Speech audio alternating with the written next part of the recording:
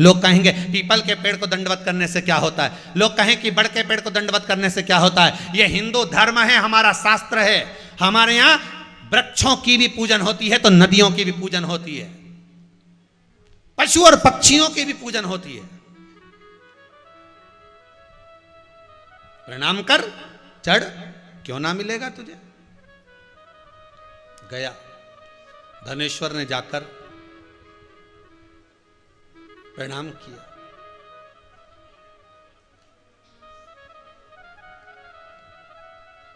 दंडवत करा।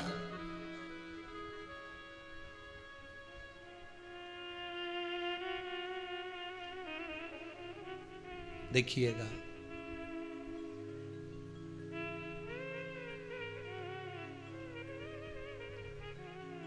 सारी दुनिया में बोली जाने वाली सबसे मीठी बोली कौन सी है? सारी दुनिया में बोली जाने वाली सबसे मीठी बोली कौन सी है? तो कहा मतलब की बोली। कौन सी बोली है? सारी दुनिया में जितनी बोली बोली जाती है उसमें सबसे मीठी बोली होती है मतलब की। इतने प्रेम से बोले, इतने प्रेम से, ए जी, जैसे ही प्रेम से बोले तो खसक लो जी, नहीं तो 500 गया जी। प्रेम की मीठी बोली सबसे, अगर सबसे मीठी बोली पूरे विश्व में, संसार में अगर कोई चीज की है तो वो केवल मतलब की बोली है। अगर व्यक्ति का मतलब है तो वह आपसे इतना प्रेम से बोलेगा जैसे वो फोन लगाओ तो नहीं बोले 500 का रिचार्ज कराओ, नहीं ये कराओ, नहीं वो कराओ, और जब तुम्हारा बैलेंस नहीं आए और तुम डबल से फोन लगाओ तो इसी अल्लाह के बोले, चिल्ला के बोले। जब किसी से किसी को धन लेना हो, भैया जी, काका जी, मामा जी, बुआ जी, फूफा जी, नाना जी, और जब तुम अब उसके यहाँ लेने जाओ तब कहीं खा के भग रिया है, दे देंगे। हम कोई खा के भग रहे हैं क्या? देंगे। प्रेम अर्थात मीठी वाणी मतलब की हो, मीठी बोली मतलब की। फल नहीं मिला, कैसे? दंडवत करा, प्रणाम करा। भगवान को प्रणाम करना तो मतलब के लिए मत करना। भगवान को प्रणाम करना तो वो कर रहा है तो ठीक है, दे रहा हो तो ठीक है, नहीं दे रहा हो तो ठीक है। अपन अपना कर्म करना मत छोड़ना। कर्म करते रहोगे तो एक ना एक दिन तो फल मिलेगा। एक पहले कथा सुनाई थी, याद होगी। एक गुरुजी ने अपने चेले से कहा कोई एक नियम ले ले। उसने नियम लिया कि मेरे पास में कुमार रहता है, उसका मुंह देखूंगा तभी भोजन करूंगा। पहले कथा सुनाई थी। वो कुमार का मुंह देखने लगा, सिर्फ छत पे जाता, कुमार का मुंह देखता, रोटी खा लेता। एक दिन कुमार गायब हो गया। उसके घर जाके पूछा क्यों, कुमार कहाँ गया? कि वो तो मिट्टी लेने गया, अब रोटी कैसे खाऊं? किधर गया? उधर गया। वो उधर पहुंच गया। नियम तो नियम होता, मतलब का नियम नहीं होना चाहिए, मतलब से परे नियम होना चाहिए। गया, कुमार मिट्टी को खोद रहा था, उसको सोने का हंडा मिल गया। ये दौड़ कर गया, इसने कुमार का मुख देखा, देखते से ही बोला देख लिया, देख लिया, देख लिया, और भाग गया। और कुमार ने सोचा इन्हें सोने का हंडा देख लिया, और कुमार हंडे को छुपाकर वापस उसके पास गया। अरे इधर तो आ, इधर आ, जल्दी पकड़ को, पकड़ा उसको, इधर आ। देख लिया। अरे क्या देख लिया? बस देख लिया। उसने कहा देख लिया तो आधा आधा कर लेते हैं,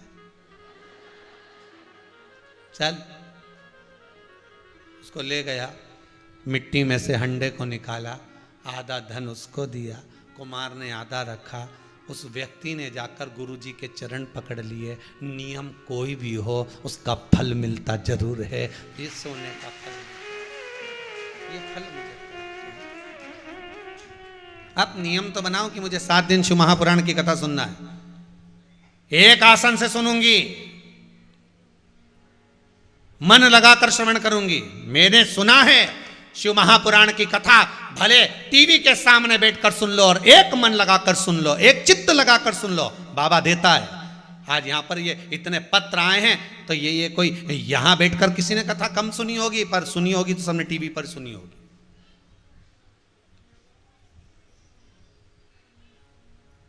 मन लगाकर कथा सुनो, भले मोबाइल पर सुनो, टीवी पर सुनो, फेसबुक यूट्यूब पर श्रवण करो, पर चित्त लगाकर अगर श्रवण कर रहे हो, तुम दिल लगाओ तो सरी, हृदय लगाओ तो सरी, मन लगाओ तो सरी।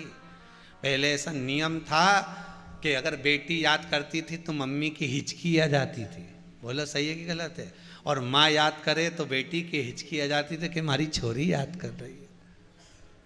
बस उसी तरह तुम मन लगाकर कथा तो सुनो, शिव को याद तो करो, उसके भी एक आध बार डुचकी आ गई ना, हिचकी, तो बस अपना काम हो गया।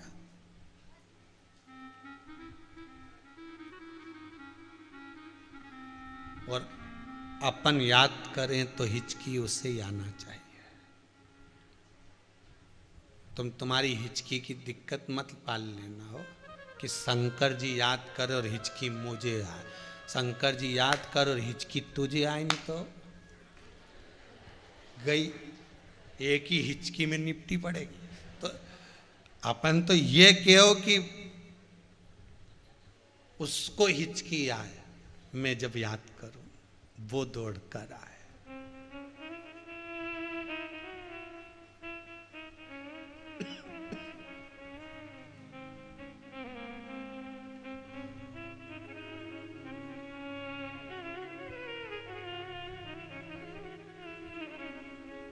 शिव की कथा कहती है, ओगरदानी त्रिकालदर्शी कैलाशी अविनाशी भगवान भूत भावन भूतेश्वर भगवान शंकर की करुणामय कथा कह रही है। धनेश्वर ब्राह्मण फल को लेने के लिए निवेदन करते हैं, वृक्ष को दंडवत करते हैं, प्रणाम करते हैं, नमन करते हैं। और जब नमन किया, दंडवत किया, प्रणाम किया, तब शिव कथा कह रही है,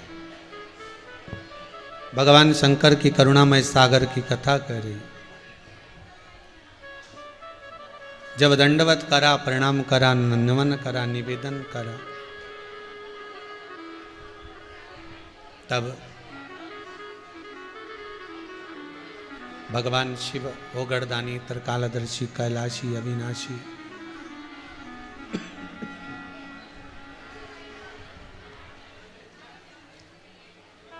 आम के वृक्ष ने कृपा करी और तब धनेश्वर ब्राह्मण ऊपर चढ़ा। ऊपर चढ़कर धनेश्वर ब्राह्मण ने उस वृक्ष पर केवल एक फल लगा हुआ था। पूर्णिमा शिव महापुराण की कथा कहती है, केवल एक फल धनेश्वर ब्राह्मण को मिला।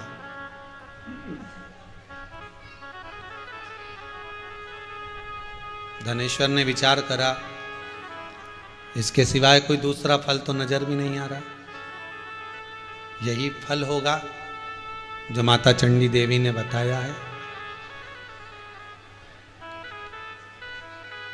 वही फल धनेश्वर ने ले लिया। वही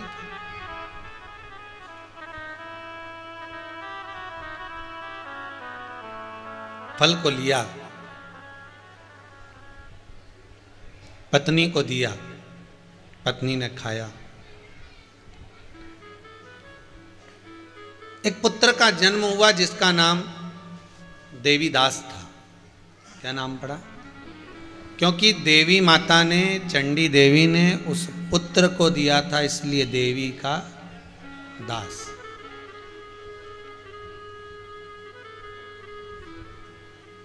जिस दरवाजे से कुछ चीज मिली हो उस दरवाजे को कभी मत भूलना। प्रभु तेरा द्वार न छूटे रे, छूट जाए संसार, प्रभु तेरा द्वार न छूटे रे। जिस दरवाजे से हमको मिला है, जिस द्वार से हमको प्राप्त हुआ है, उसको कभी ना भूलें। देवी दास उसका नाम रख दिया, क्योंकि देवी से ही प्राप्त हुआ था, देवी का ही वो दास है।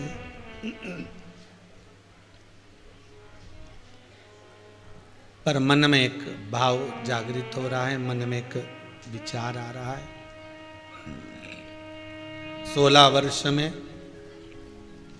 मर जाएगा, 16वें वर्ष में ये समाप्त हो जाएगा।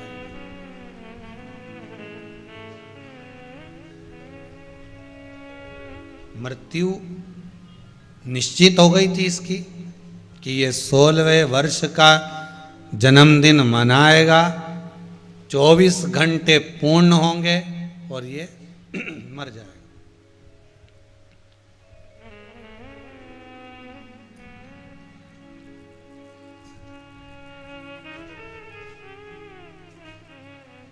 अब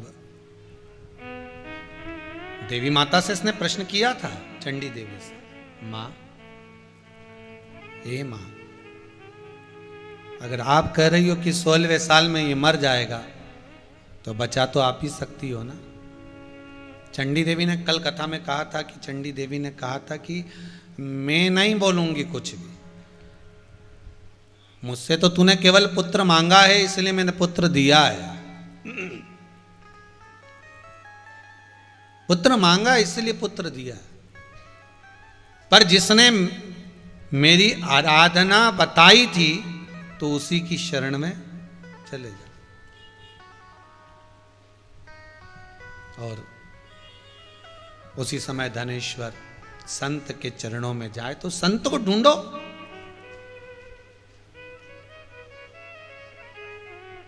बहता पानी, रमता जोगी एक जगह पर अगर टिका हुआ है तो वो श्रेष्ठता नहीं है।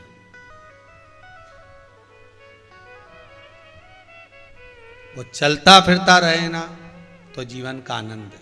पानी भी चलता रहे तो उसकी निर्मलता बनी रहती है। एक जगह इकट्ठा हो जाए तो बदबू मारे, बोलो सही है कि गलत है? संत भी चलता फिरता रहे ना, कभी यहाँ चले गए, कभी वहाँ चले गए, भजन करा रहे हैं, कीर्तन करा रहे हैं, स्मरण करा रहे हैं, मंत्र जाप करा रहे हैं, कथा सत्संग चल रहा है, नाम जाप चल रहा है, तो ठीक है। एक जगह पर अगर संत टिक गया तो उसकी श्रेष्ठता नहीं है।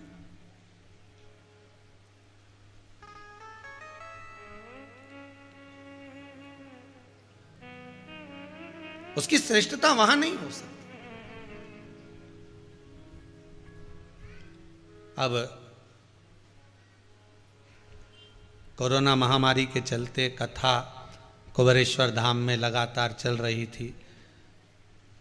ये कथा होने के बाद एक कथा और इसके पीछे होगी, उसके बाद में दिवाली आ जाएगी, दीपावली के बाद में 5 दिन की कथा और यहाँ होना है। उसके बाद में फिर भोलेनाथ जी की कृपा, जिन जिन के यहाँ की कथा है बाहर, वहाँ पर बाबा लेकर जाएगा और कथाएं चालू होंगी। फिर बाबा की जब कृपा होगी, 6 महीना 8 महीना साल भर जब कृपा करेगा, तब यहाँ कथा का क्रम हो जाया करेगा। किस्मत वाले हो आप सब, भाग्यशाली हो जितने मनोरथी यजमानों ने इस कुबेरेश्वर धाम में कथा करवाई और अपने जीवन का सुख पाया। कोरोना महामारी के कारणवश निकलना नहीं हो रहा था, पर अब यजमान परिवार मानते नहीं, आना ही है गुरुजी, तो क्रम कथाओं का जहाँ जहाँ है वहाँ वहाँ जाएंगे। सूचना आपको मिलती रहेगी चैनल के माध्यम से, तो आप सुन सकेंगे। जहाँ भी कथा होगी वो चैनल के माध्यम से मिल जाएगी। आपके कहीं पास में हो तो आ जाना, मना नहीं है। पर अब यहाँ तो व्यवस्था हो जाती है कि आप लोग आते हैं तो भोजन की व्यवस्था हो जाती है।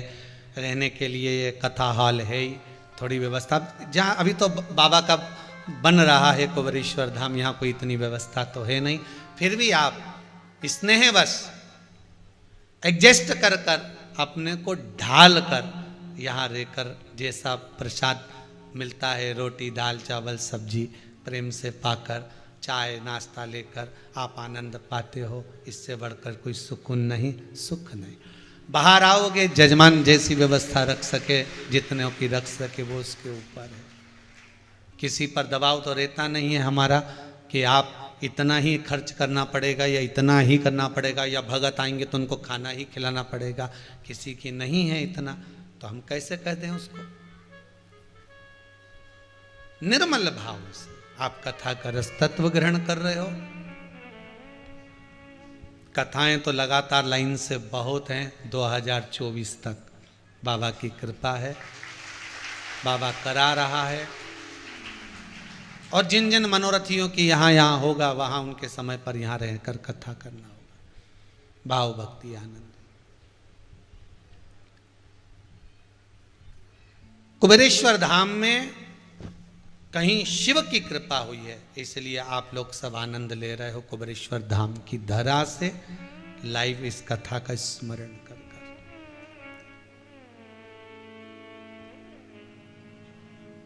आस्था चैनल के माध्यम से, आस्था चैनल के द्वारा खबर आई है कि बीच में जो दीपावली के 5 दिन है उसका भी लक्ष्मी पूजन धनतेरस पूजन का स्मरण आप शिव भक्ति के माध्यम से बताएं, जिससे कई लोगों के घर में पूजन हो जाए तो उसका एक आनंद है। कैसी पूजन करना चाहिए, कैसा स्मरण करना चाहिए, लक्ष्मी को हम कैसे रिझा लें। हमारा तो एक निवेदन रहेगा, केवल दिवाली पर ही लक्ष्मी को रिझाने का प्रयास मत करिए। दीपावली के दिन बहुत व्यस्त रहती हैं माँ,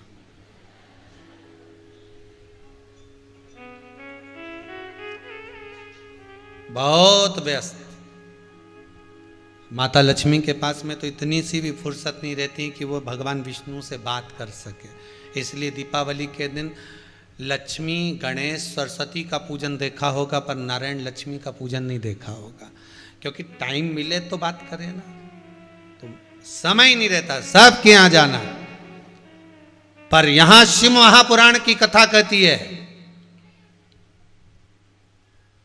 अगर आप शंकर के अनुमोदन में लगे हो, बेलपत्री के वृक्ष के नीचे घी का दिया भी लगा रहे हो, तो लक्ष्मी किसी भी दिन आपके घर में प्रवेश कर सकती है। आपका भजन आपके साथ, आप हृदय से चित्त से मन से आप भगवान को रिझाओ, बस कैसे भी रिझाओ। माता रानी ने धनेश्वर को बोल दिया था कि 16वें साल में तेरा पुत्र मर जाएगा। अब माता रानी से पूछा ये बचेगा कैसे, तो कहा जिस संत ने मार्ग बताया, जिस संत ने मेरा भजन कराया, उसी के पास चले जा, उससे विनती कर, उससे निवेदन कर। जब तू उससे निवेदन करेगा तो मिलेगा।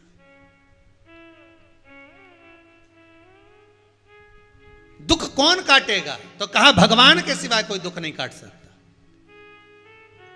अरे भाई कहीं जाकर मत देखो। एक कथा देखी है, विभीषण राम जी के पास खड़ा है। कौन खड़े? विभीषण। राम जी से विभीषण की बात चल रही है। राम जी रावण को मारने के लिए तैयार खड़े, रावण को कई बार मार दिया पर वो मरे ही नहीं दादा, बड़ा प्रयास करा।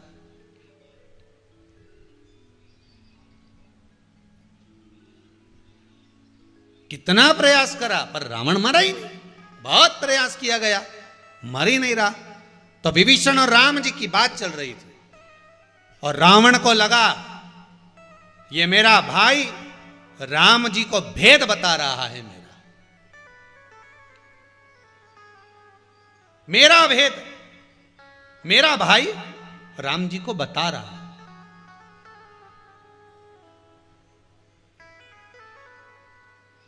दुनिया की सबसे बड़ी गलत सोच यही रहती है। दो अगर आपस में बात कर रहे हैं और आपकी ओर देखकर थोड़े से हंस दिए और बात कर लिया, तो आपको लगेगा ये मेरी बुराई कर रहा है।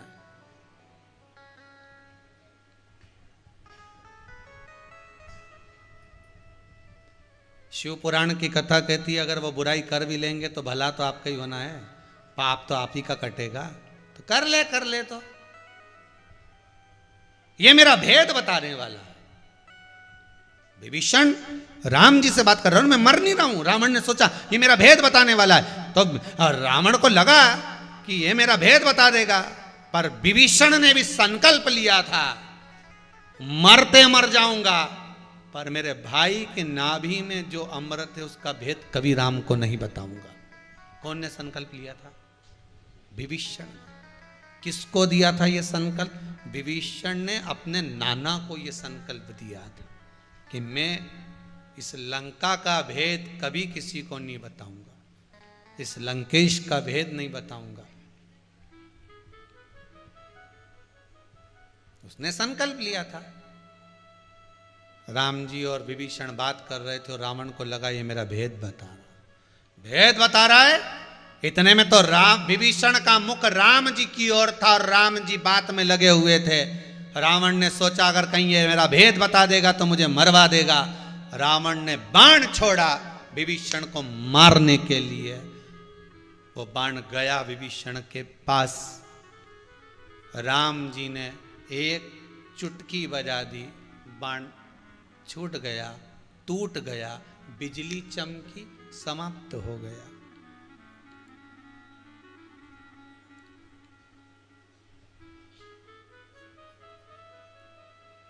दुखाया था।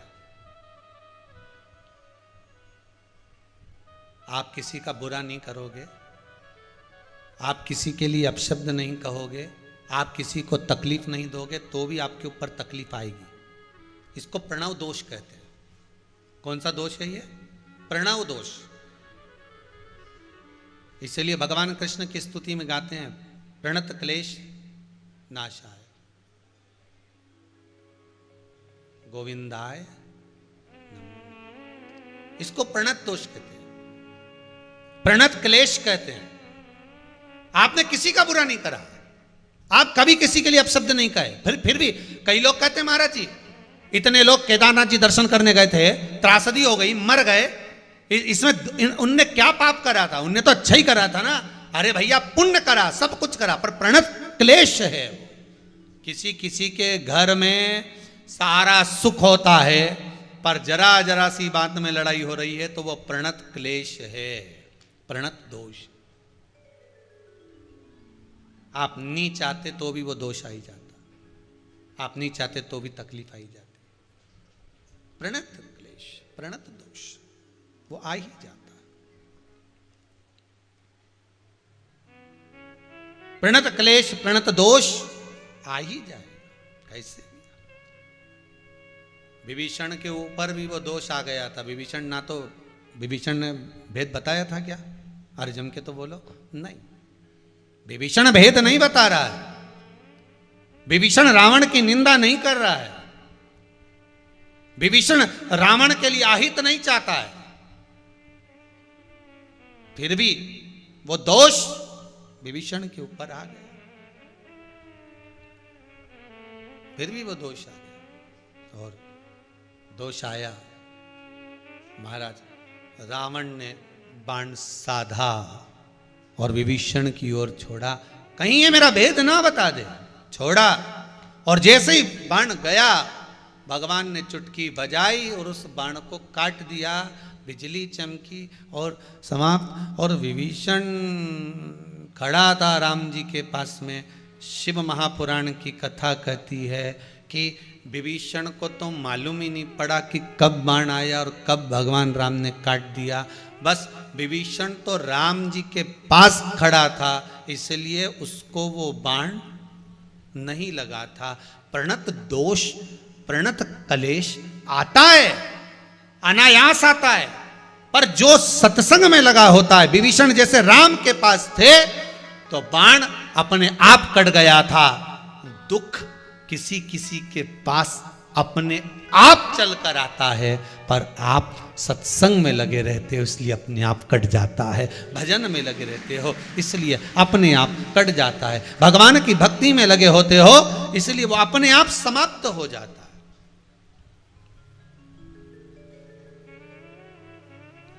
प्रणत क्लेश नाशाय गोविंदाय। आता है कभी कभी पर समाप्त हो जाता, सम्मुख में आते आते समाप्त हो जाएगा। आप भगवान के करीब में हो तो ना जाने कितने दोष आपके भी कटते रहते हैं, ना जाने कितना। विभीषण ने बाद में पूछा राम जी से, प्रभु ये बताइए। राम जी ने पूछा क्या, ये बताओ मुझे कि ये बिजली काहे की चमकी थी। भगवान बोले तुझे नहीं मालूम, नहीं मैं बाद में बताऊंगा तेरे को। और बाद में भगवान से विभीषण ने फिर पूछा प्रभु वो बिजली क्यों चमकी थी। भगवान बोले रावण ने बाण छोड़ा था तुझे मारने के लिए, अभी तक तो निपट गया होता अगर मेरे पास में नहीं होता। तो मेरे पास में था इसलिए बच गया, अगर मुझसे परे चले जाता तो निपट जाता।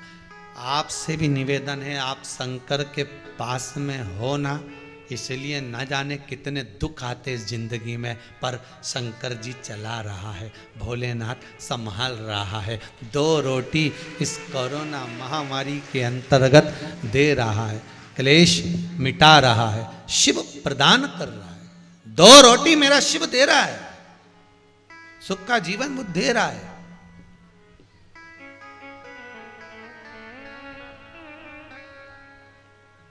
चढ़ा और धनेश्वर चढ़ा, फल लाया, बेटा हो गया, देवी प्रसाद नाम पड़ गया। नाम पढ़ने के बाद भी वो जब 16 वर्ष की आयु में आने का समय आया, उससे पहले वो संत की शरण में गया। गुरुदेव आप संभाल लीजिए, 16वें वर्ष में मेरा बेटा मर जाएगा। 16वां वर्ष पूर्ण होगा, 24 घंटे पूर्ण होंगे, वो मर जाएगा। संत ने कहा इतनी सी बात क्या टेंशन लेकर बैठा है, बेटे से कह दे भगवान का भजन करे, उससे ज्यादा सुख और क्या होगा। मरना ही तो है, प्राण छूटना ही तो है। जब मरने वाला व्यक्ति मर ही रहा है तो उसको क्या भजन करे।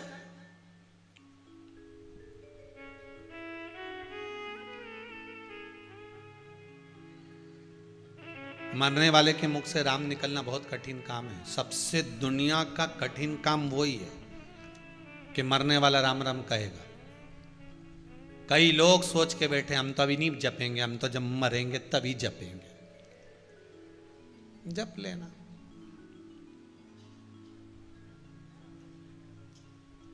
यमराज बनावे बंदी और काया हो गई गंदी।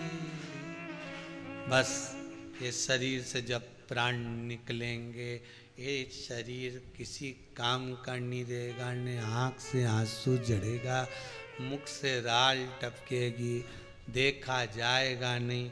खटिया पर पड़े होगे, परिवार वाले पहले ही जमीन पे सुला देंगे, गद्दा कौन फेंकेगा।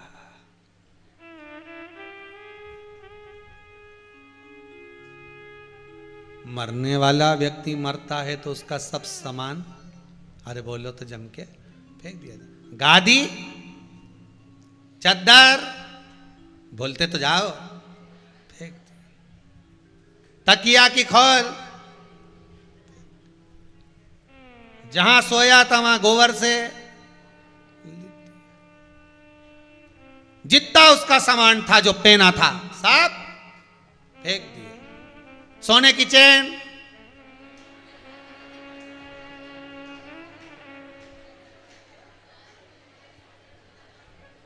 जो गले में पहना था फेंक दो।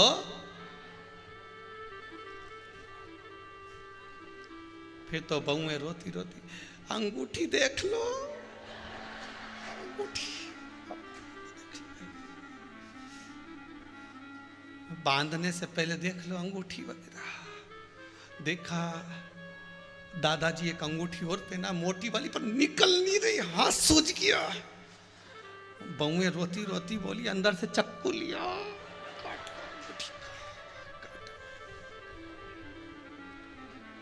अरे वाह वारी दुनिया, मतलब की दुनिया में किसी का कोई। अरे कपड़ा फेंक दोगे, तकिया फेंक दोगे, गद्दा फेंक दोगे, तो फिर तन पे रखी हुई बस सोने की अंगूठी ने चेन भी फेंक दो, फिर तो निशानी निशानी। तो दादाजी के भी धल्ले, वो भी तो निशानी है।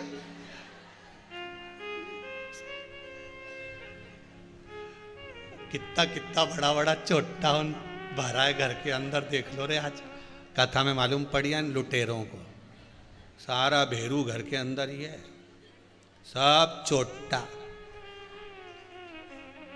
इतना बड़ा लुटेरा, रात्रि के मरे तो रात्रि की नोच लेंगे सारा सामान सब सब। इसीलिए तुमसे निवेदन है, जितने लोग कथा टीवी पर सुन रहे हो, चाहे मोबाइल पे सुन रहे हो, जितने अच्छे अच्छे कपड़े हैं नहीं सब पहन लो दादा, अपन तो जोरदार जोरदार। और जितनी रकम घर में रखी नहीं, कहीं मत पहन के जाओ तो घर में तो पहन लो, घर में कहाँ कड़ा कड़ा लीजिए, घर में ही पहनो, पर पहनो अच्छा जोरदार, पहनता मेहनता लगा नथनी वथनी। और देखो बाल माल अच्छे हो तो खजूर वाली चोटी भी कर लो जोरदार, तो अच्छा हो पहनो दड़ो। और मरने के बाद कौन तुम सब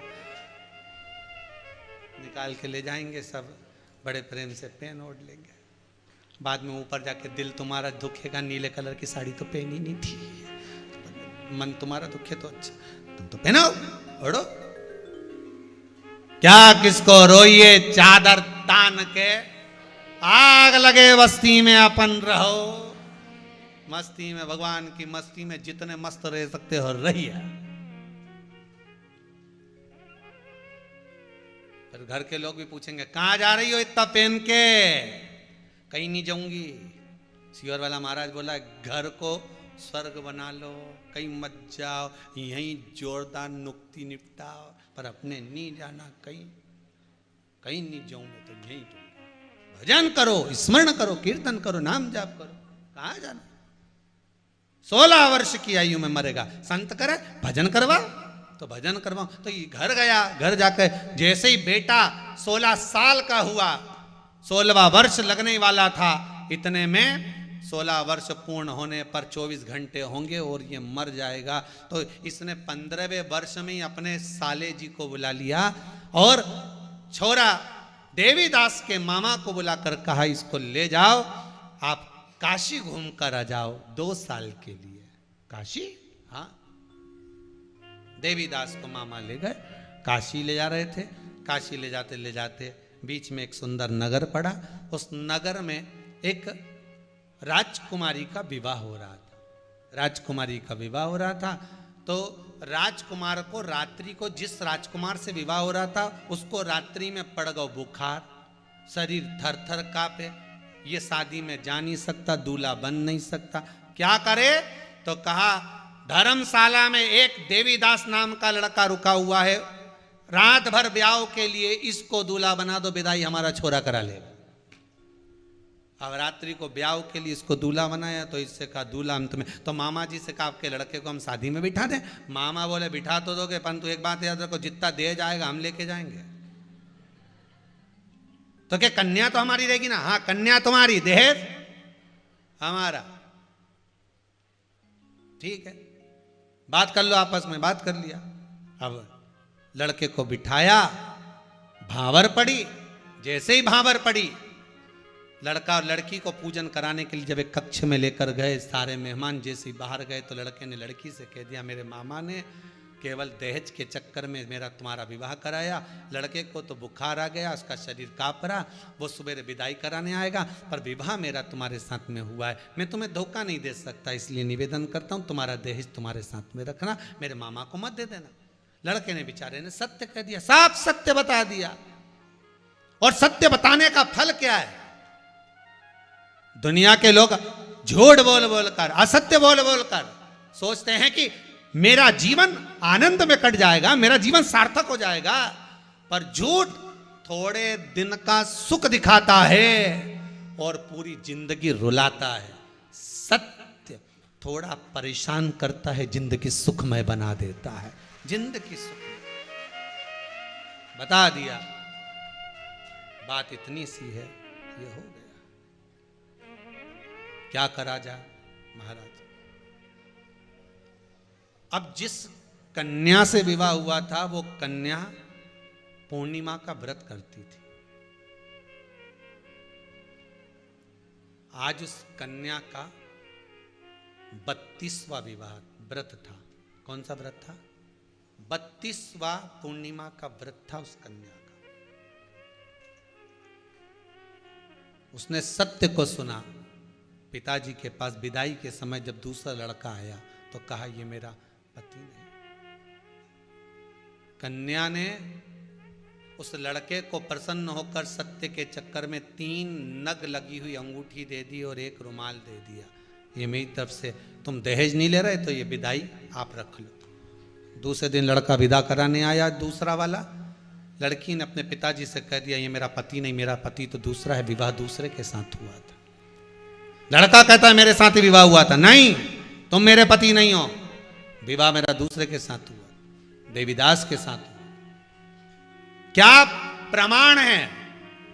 प्रूफ दिखाया जाए, सबूत दिखाया जाए।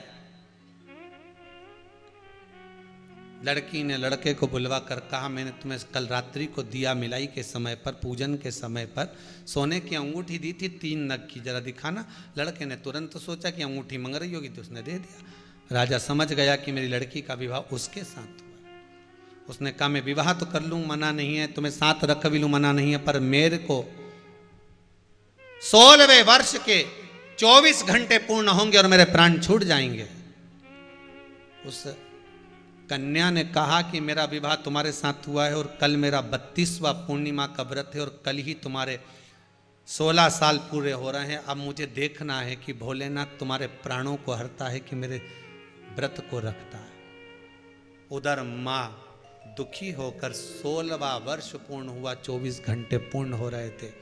बेटा मामा के साथ काशी पहुंच गया। गंगा नहाकर निकल रहे थे, 24वां घंटा पूर्ण हो रहा था। चंद्र अपने वेग में आ रहा था। इसके प्राण छूटना थे, प्राण छूटना थे। उसी समय पर एक बड़ा नंदी बैल दौड़ता हुआ आया, लड़के को कुचलकर धक्का मारकर गया। मामा रोने लगा, मेरे पुत्र को क्या हो गया, मेरा भांजे को हुआ क्या है। मामा उठाने लगा, गंगा का जल छीटा, ब्राह्मण का बालक वो वापिस धनेश्वर का पुत्र देवीदास जीवित हो गया, वापिस जीवित। पार्वती जी ने शिव जी से पूछा इसका तो आज अंतिम क्षण था, इसको तो मरना था, इसके तो प्राण छूटना थे, फिर ये जीवित कैसे रह गया। शंकर भगवान बोले काल तो आया था, बड़ा विकराल काल था, पर मैंने नंदी को भेजकर इसको घात पड़वा दी। थोड़ी सी घात में इसका काल टाल दिया और इसको निकाल दिया, थोड़ी सी घात में। पिछली कथा में कहा था कि लोग पूछते हैं गुरुजी ये सामने गाड़ी के सामने कुत्ता आ जाए, ये कुत्ता सामने आ जाए तो ये दोष है। अरे भैया तेरे पाप कर्म इतने प्रबल थे, इतना पाप कर्म प्रबल था कि तेरी गाड़ी के सामने किसी मनुष्य को आना था। भगवान ने तेरा पुण्य थोड़ा सा देखकर मनुष्य को हटाकर कुत्ते को भेज दिया। कहीं थोड़ा सा पुण्य जब सामने आता है, थोड़ा सा पुण्य जब आड़े आता है, थोड़ा सा पुण्य सम्मुख में पहुंचता है तो कहीं आना किसी को था और कम दोष होगा तो मेंढक सामने आ जाएगा।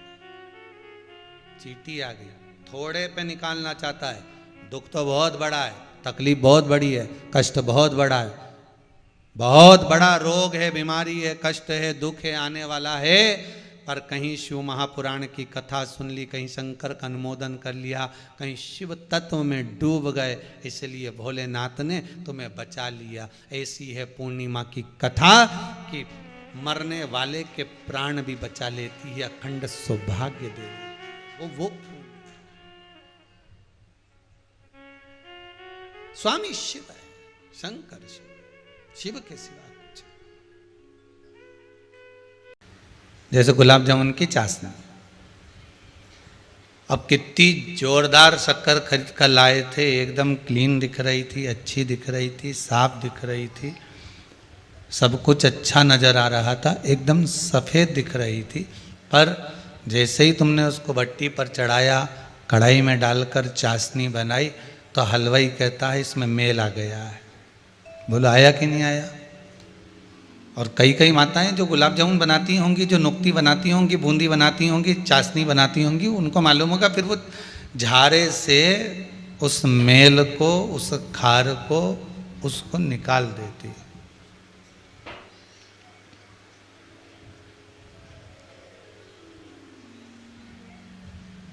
अब इतनी सफेद शक्कर दिखने में भी अच्छी है, नज़र भी अच्छी आ रही है, पर उसमें मेल था कि नहीं था? और जम के तो बोलो, था ना? तो मेल निकला। कब निकला? जब उसको भट्टी पर चढ़ाया गया, उसको तपाया गया।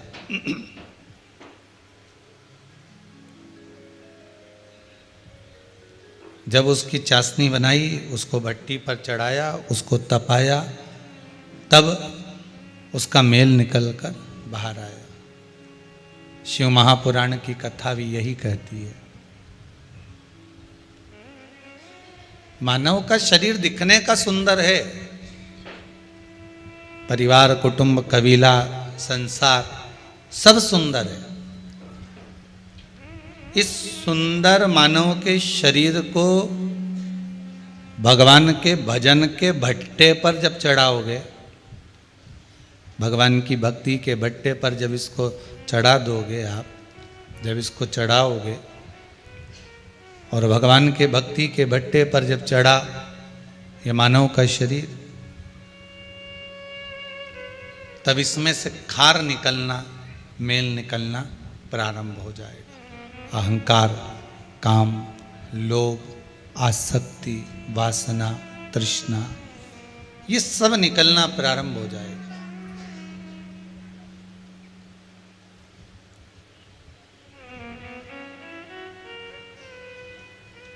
किसी भी माला को जपने से पहले,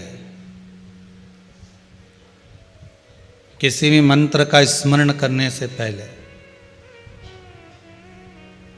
चाहे आपके गुरु ने जो मंत्र दिया हो, जो माला दी हो, या आपका इष्ट देव कोई भी हो,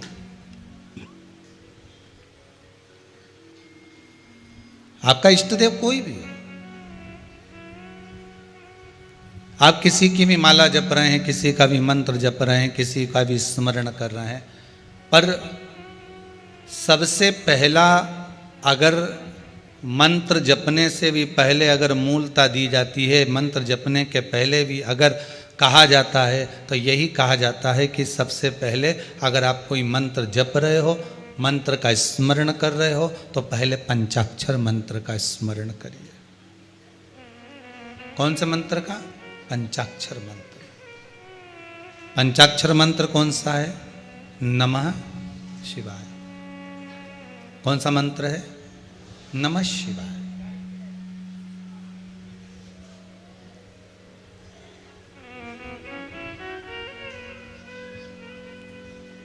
पंचाक्षर मंत्र का अगर स्मरण कर रहे हैं, पंचाक्षर मंत्र को अगर हम जप रहे हैं, तो पंचाक्षर मंत्र का अगर हम स्मरण कर रहे हैं, तो नमः शिवाय। आप किसी भी मंत्र को जपें, किसी भी माला को जपें, किसी का भी स्मरण करें, पर पंचाक्षर मंत्र का स्मरण होना जरूरी है।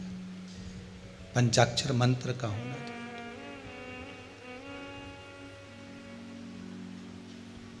कारण क्या है? माना आपने ओम नमो भगवते वासुदेवाय 12 अक्षर मंत्र का स्मरण करा, माना आपने गायत्री मंत्र का स्मरण करा, माना आपने त्र्यंबकेश्वर मंत्र का, महामृत्युंजय मंत्र का स्मरण करा। आप जिस भी मंत्र का स्मरण कर रहे हैं, चाहे देवी के मंत्र का स्मरण कर रहे हो, चाहे आप राम नाम, कृष्ण नाम के मंत्र का स्मरण कर रहे हो, पर शिव महापुराण की कथा कहती है कि आप किसी भी मंत्र को जपें और किसी भी मंत्र का स्मरण करें, पर उस मंत्र में जपने से पहले, माला बजने से पहले पंचाक्षर मंत्र को अगर हम बोल लेते हैं, नमः शिवाय जप लेते हैं, अगर हमने पंचाक्षर मंत्र का स्मरण कर लिया, तो पूरी माला में अगर कहीं एक त्रुटि भी हो जाती है, तो शंकर उसे संभाल लेते हैं, उसका फल हमको प्रदान कर देते हैं। आवाज़ सेट करिए, आवाज़ सेट नहीं। पंचाक्षर मंत्र का मूल एकाग्रित हो जाता है।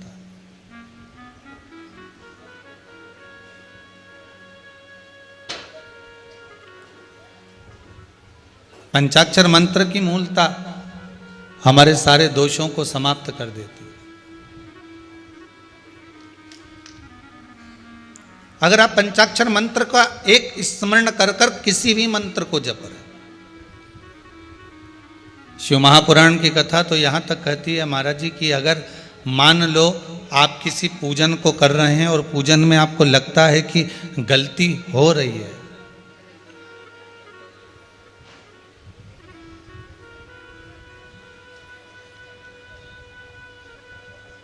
मान लो अगर आपके पूजन में, आपके विधान में, आपके स्मरण में अगर कोई गलती हो भी रही है तो मालूम, यहाँ शिव महापुराण की कथा कहती है कि नमः शिवाय बोल लेने पर वो गलती समाप्त हो जाती, हो गई गलती।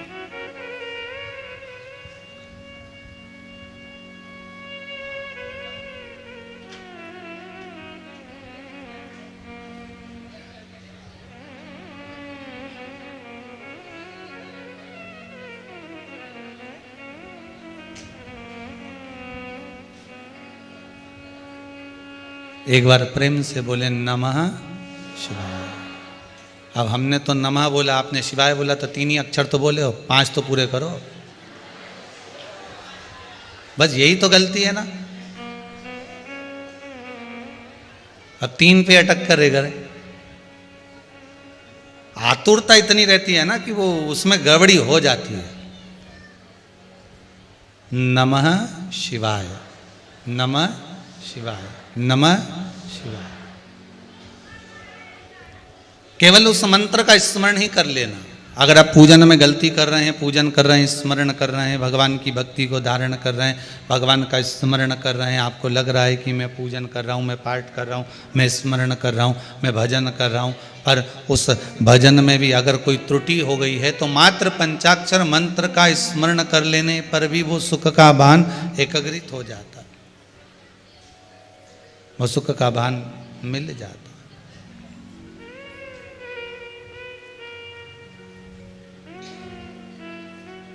पूरी रामचरितमानस को उठाकर देखिए, पूरी रामचरितमानस, और यदि आप संपूर्ण रामचरितमानस को उठाकर देखेंगे तो भगवान राम ने पूरी रामायण में गोपनीय बात केवल एक बार कही है।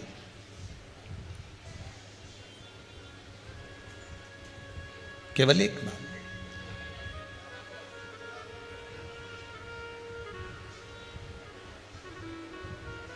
मेरे राघव,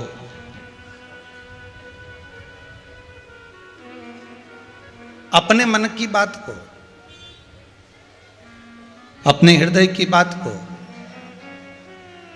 जिस समय पर भगवान राम जी के अयोध्या वापिस आ गए, अवध में राज्य स्थापित हो गया, विराजमान हो गए, संपूर्ण परिवार के लोग आकर एकाग्रित हो गए।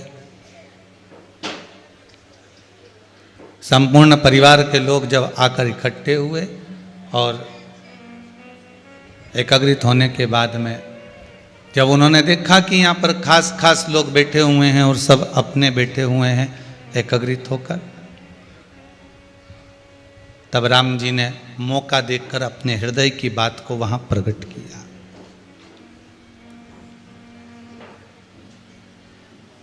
अपने हृदय की बात को वहां पर प्रकट कर दिया। कहा, एक गुपत मत और तुम ही कहो कर जोरी। एक गुप्त बात, एक मेरे अपने मन की बात राम जी कह रहे हैं कि मैं तुमसे कहना चाहता हूं।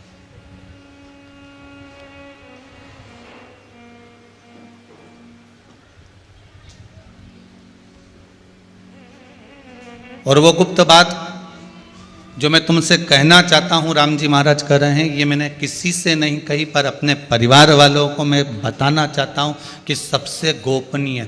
रामचरित मानस की सबसे गुप्त बात, गोपनीय बात जो भगवान राम खुद अपने परिवार को कह रहे हैं, वो राम अपने मुख से कह रहे हैं। पूरी रामायण में आप छाट कर देखना, ये चौपाई को निकाल कर देखना कि एक गुपत मत और तुम ही कहो कर जोरी। राम जी जो विशेष निमंत्रण होता है या कोई विशेष बात होती है तो उस पर ही हाथ जोड़े जाते हैं कि मैं हाथ जोड़कर तुमसे एक बात आज कह रहा हूं कि शंकर भजन बिना नर भगति ना पावहि मोरी। शिव जी कह रहे हैं ये गुप्त बात है जो मैं आपको समझा रहा हूं, जो मैं आपको कह रहा हूं कि शंकर भजन बिना नर भक्ति ना पावहि मोरी।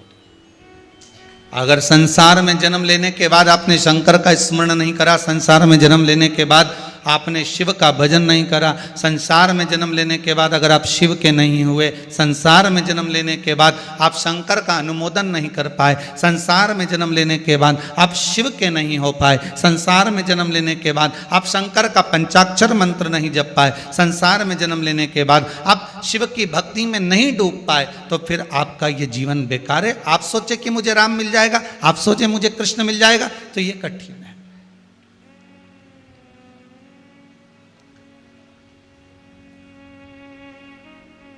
मधुमक्खी साधारण मक्खी से बड़ी होती है। अरे बोलो सही है कि गलत है? चलो साधारण मक्खी को भी देख लो। एक मक्खी उड़कर सब्जी वाले के तराजू पर बैठ गई।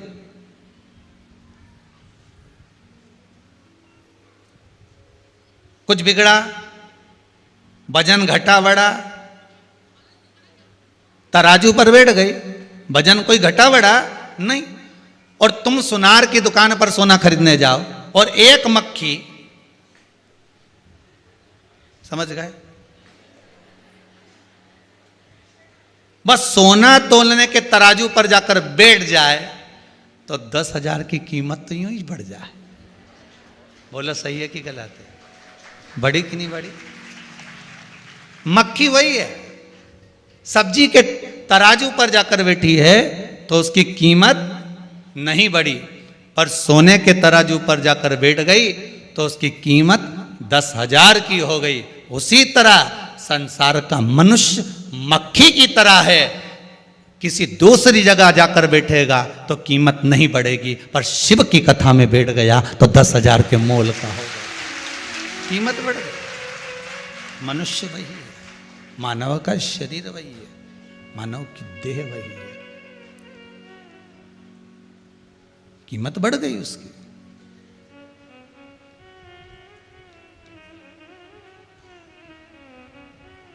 वह मक्खी जगह जगह बैठी पर उसकी कोई कीमत नहीं थी, पर सोने के तराजू पर जब मक्खी बैठी है, रिटर्न नहीं चल रहे हैं,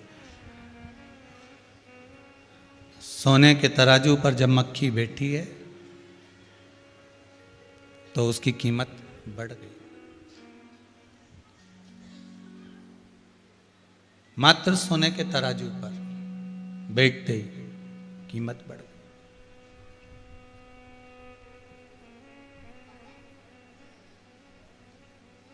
पान की दुकान के बाहर बैठोगे तो कोई कीमत है तुम्हारी, मदिरा की दुकान के बाहर बैठोगे तो कोई कीमत है तुम्हारी। दुनिया का लोग कहेगा ये बेवड़ा है रे, दिन भर वहां खड़ा रे, बेकार है ये, तो कोई कीमत। जहां लोग बैठ के पत्ता खेलते हो वहां जाकर खड़े भी हो जाओगे तो कोई कीमत बढ़े तुम्हारी। हाँ, टाइम पास करे न पत्ता खेलता फिरे। जहां लोग मांसाहार करते हो वहां तुम्हारी कोई कीमत बढ़ेगी नहीं। गलत लोगों के पास में जाकर बैठोगे कोई कीमत बढ़ने वाली नहीं है। पर हम तो यहाँ तक कहेंगे कि फेसबुक यूट्यूब पर भी अगर आप फालतू की चीज़ें देख रहे हो, व्हाट्सएप चला रहे हो, उसमें बस कुछ आड़ा टेढ़ा ही लिख रहे हो, बोल रहे हो, जान रहे हो, तो उसकी कोई कीमत नहीं है। मोबाइल की कीमत तब सही निकलेगी जब तुम उस मोबाइल पर कुछ नहीं तो आधे घंटे की शिव महापुराण ही सुन लोगे, तो कीमत तो बढ़ेगी, तुम्हारी कीमत तो बढ़ी है।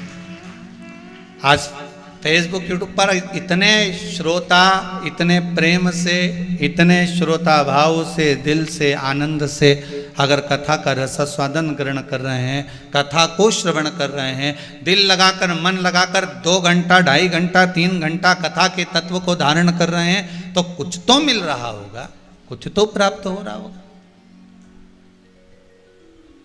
कीमत सत्संग से बढ़ती।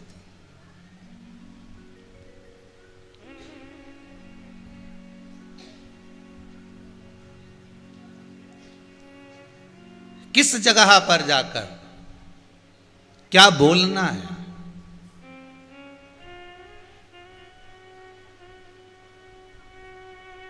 किस जगह पर जाकर क्या प्रस्तुत करना है, ये समय की गणना और आपकी कीमत बताए। एक बार अकबर ने बीरबल से कहा, ए बीरबल, तेरे पिताजी को नहीं देखा रे बहुत दिन से, और आज तक तेरे पिताजी यहां पर नहीं आए मेरे राजभवन में। बीरबल, कल अपने पिताजी को लेकर आना। बीरबल ने मन में सोचा, कहां फंसाया ये अकबर ने, बता। हम मेरे पिताजी को बुला रहे।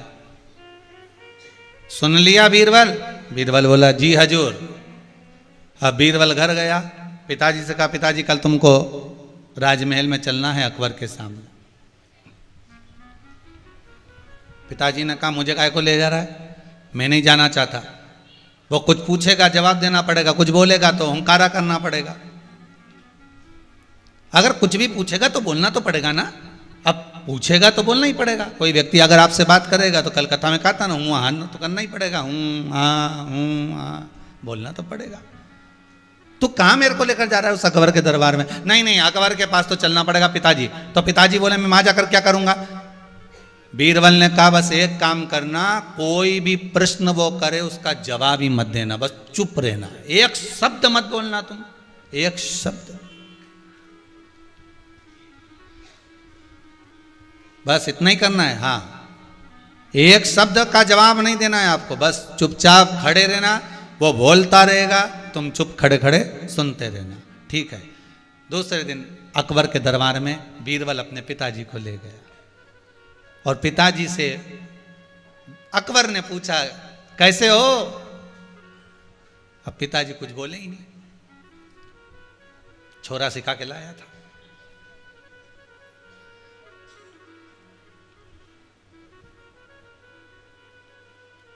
फिर अकबर ने पूछा, भोजन वोजन कर लिया तुमने, रोटी वोटी खा ली? पिताजी कुछ बोले ही नहीं। तुम्हारे कपड़े तो बहुत जोरदार लग रहे हैं पिताजी। ए बीरबल के पिताजी, कपड़े बहुत अच्छे लग रहे हैं। कुछ बोला ही नहीं। कहां कहां घूमी आए, कहीं तीरथ मीरथ करने गए थे? पिताजी कुछ बोले ही नहीं। अकबर को तो आ गया गुस्सा भयंकर, और अकबर ने बीरबल से पूछा, बीरबल एक बात बताओ, जब किसी मूर्ख के सामने खड़े हो, मूर्ख से पाला पड़ जाए तो क्या करना चाहिए? बीरबल ने कहा, जो मेरे पिताजी कर रहे हैं वही करना चाहिए।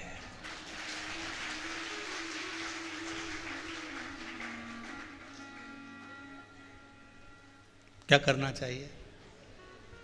समझ गए क्या?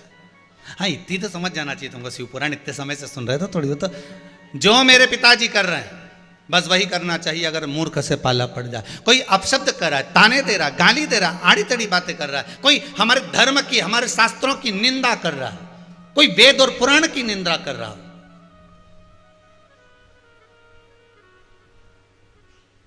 कोई गाय बेटी और ब्राह्मण की निंदा कर रहा हो,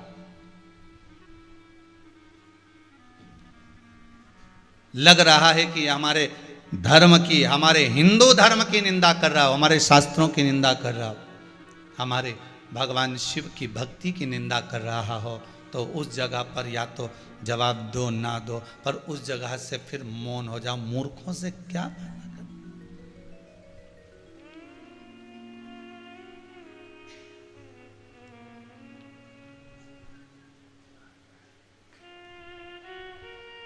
मौन हो जाए, चुप।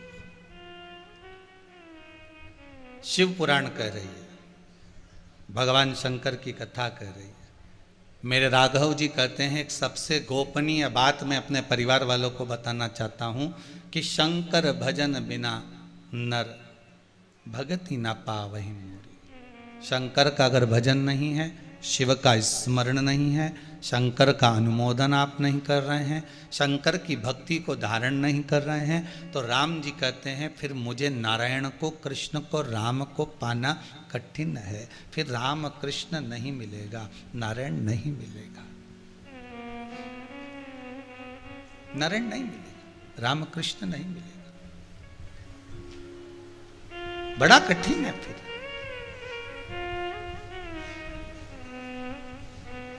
बहुत सुंदर बात है पूर्णिमा शिव महापुराण में, आप सुन रहे हैं, बड़े ध्यान से सुनना। पूजन कर रहे हैं, कोई गलती रह गई है तो नमः शिवाय बोल लीजिए। माला जप रहे हैं, किसी की भी जपें, आपका इष्ट देव कोई भी हो, राम जी हो, कृष्ण जी हो, भवानी जी हो, दत्त जी हो, आप जिस देवता को जपना चाहते हो जपो, मना नहीं है। पर इष्ट देव आपका कोई भी हो, भजन आप किसी का भी कर रहे हो, पर उस भजन को करने से पहले पंचाक्षर मंत्र जप लीजिए। क्या जपना है? नमः शिवाय। क्यों? अगर हमसे गलती हो गई, हमसे कोई त्रुटि हो गई, तो वो गलती सब माफ हो जाए, छूट जाए।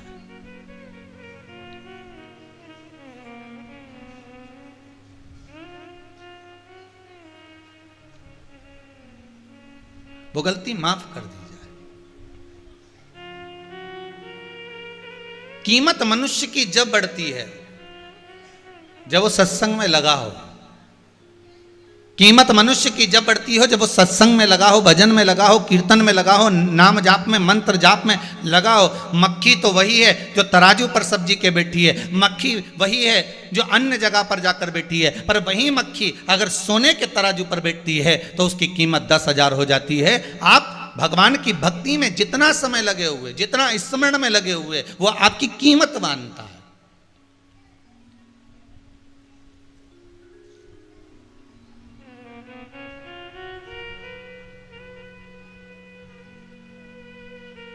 कोई कहता है कि भगवान अपने भक्तों को दुख क्यों देता है?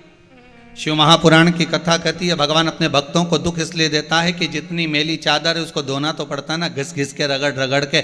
जब तक साफ नहीं होगी तो तन पर धारण कैसे करेंगे?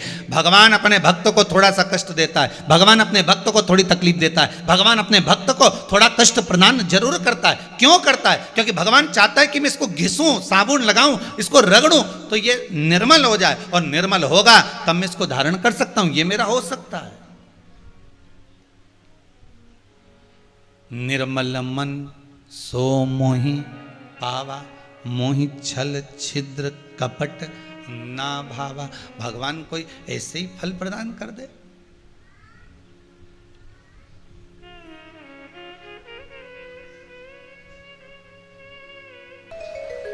आपके कर्म के अनुसार आप फल पाओगे। भगवान की कथा कर रही है।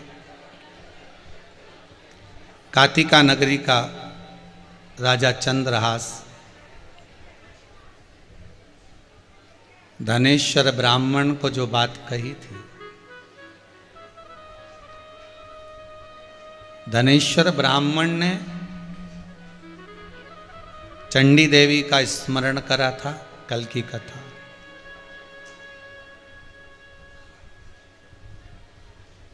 चंडी देवी ने क्या वर दिया था कि बेटा तो होगा। कितने साल जिएगा? 16 साल।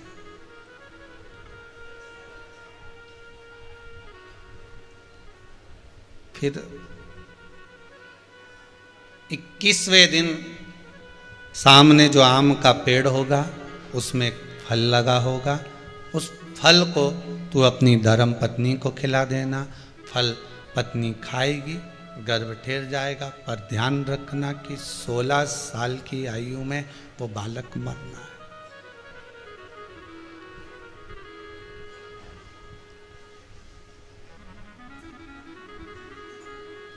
सोलह वर्ष की आयु में मर जाएगा।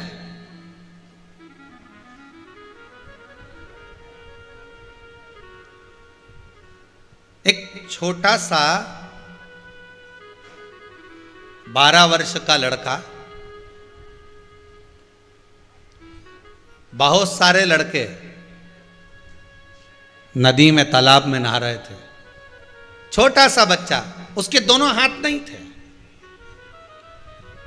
वो बैठा हुआ था, रो रहा था। शाम के समय पर शंकर और पार्वती वहां से निकल कर जा रहे थे। माता जगत जननी पार्वती जी ने उस छोटे से बच्चे को देख लिया। छोटे से बच्चे, माँ जगत जननी पार्वती जी ने जब वो छोटे से बच्चे को देखा तो माँ जगत जननी पार्वती जी ने उस छोटे से बच्चे को देखकर भगवान भोलेनाथ जी से कहा, भोलेनाथ जी इसके हाथ नहीं है दोनों, आप इसके हाथ दे दीजिए।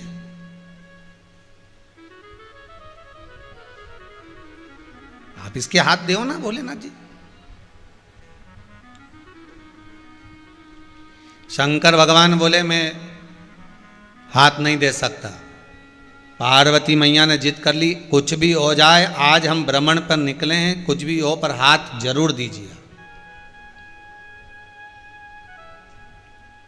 पर ब्रह्मा जी और आप में क्या अंतर है गया? ब्रह्मा जी ने तो लेखनी लिखी, पर आप तो सब कुछ जानते हो, आप तो सब संभालते हो, आप सब जानने के बाद भी ऐसा कर रहे हो, तो आपको हाथ तो देना पड़ेंगे। भगवान शंकर ने कहा ठीक है दे देते। अगर तुम कह रही हो कि ब्रह्मा की लेखनी को मिटाना है तो मिटाने में देरी नहीं करूंगा। लो पार्वती जी मैंने उस बच्चे को हाथ दे दीजिए। अब बच्चे को हाथ दिया तो बच्चा पानी में कूदा, तैरना चालू करा, तैरना चालू करा। अब थोड़ी देर बाद शंकर पार्वती चले गए, शिव पार्वती गए तो वापिस लौट कर आ रहे तो क्या देखा कि जितने तालाब में लड़के नहा रहे थे सब दौड़ दौड़ कर भाग रहे थे। अब वो अकेला पानी में तैर रहा था जिसको हाथ दिए थे। पार्वती जी ने शंकर जी से पूछा, भोलेनाथ ये क्या करा आपने?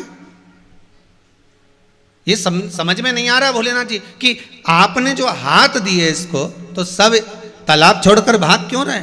सब भाग भाग कर जा क्यों रहे? शंकर भगवान बोले मैं नहीं बोलूंगा, तू जाकर उन बच्चों से पूछ कि हुआ क्या। पार्वती जी ने जाकर पूछा कि तुम भागकर कहाँ जा रहे हो? कहा वो लड़का है ना जिसके हाथ नहीं थे और हाथ आ गए, वो हमको पानी में डुबो डुबो के मार डाल रहा है।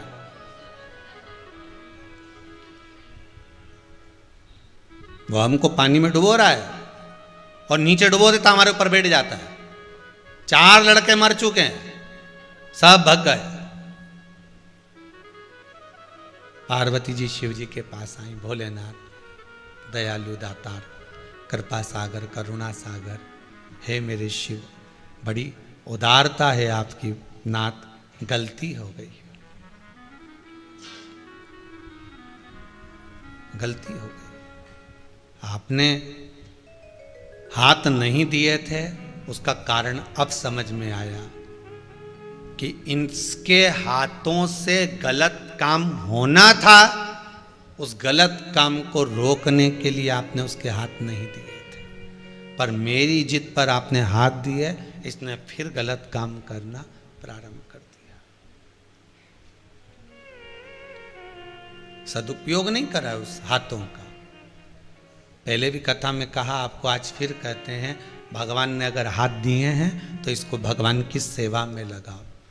घर में अगर झाड़ू लगा रहे हो, पोछा लगा रहे हो, तो ये विश्वास रखकर लगाना कि मेरे घर में शंकर और पार्वती रह रहे हैं, मेरे घर में श्वास रूपी शिव निवास कर रहे हैं, पार्वती जगदम्बा माँ अम्बा निवास कर रही है, शिव और पार्वती मेरे घर में रह रहे हैं। घर में अगर सेवा कर रहे हो, चाकरी कर रहे हो, घर में अगर सेवा में लगे हुए, तो ये विश्वास रखकर करना कि यहाँ पर भगवान शिव और पार्वती विराजमान है, मेरे घर में शंकर और पार्वती विराजमान है, मेरे घर में शिव और पार्वती रह रहे हैं, मेरे घर में शंकर और पार्वती का निवास है।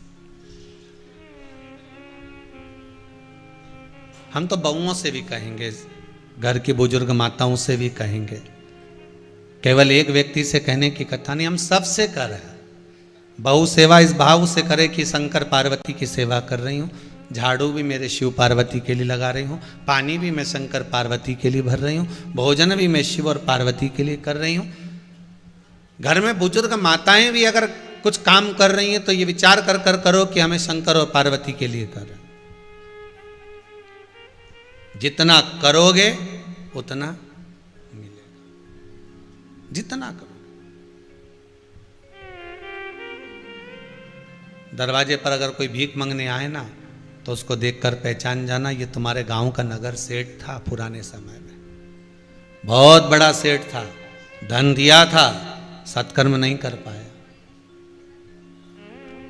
हाथ दिए थे, सेवा नहीं कर पाए। चरण दिए थे, तीर्थ नहीं जा पाए। श्रवण शक्ति दी थी, कान दिए थे, पर कथा नहीं सुन पाए। नेत्र दिए थे, दर्शन नहीं कर पाए। विश्वास कभी कभी विचार करिएगा।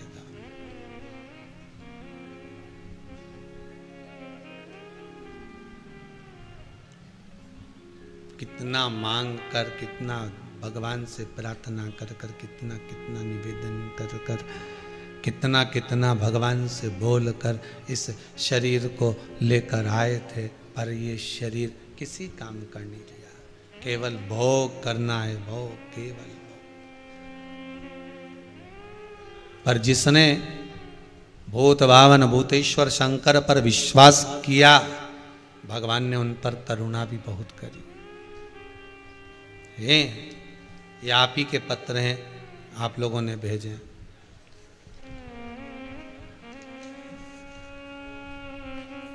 देखिए,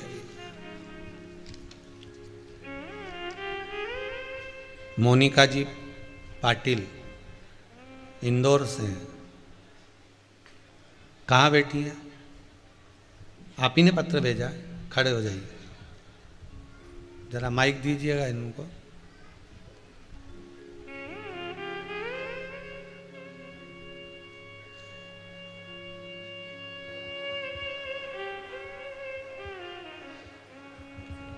बेटा, कहाँ से आए हो आप? इंदौर से आई हूँ। इंदौर से। क्या नाम है आपका? मोनिका पटेल।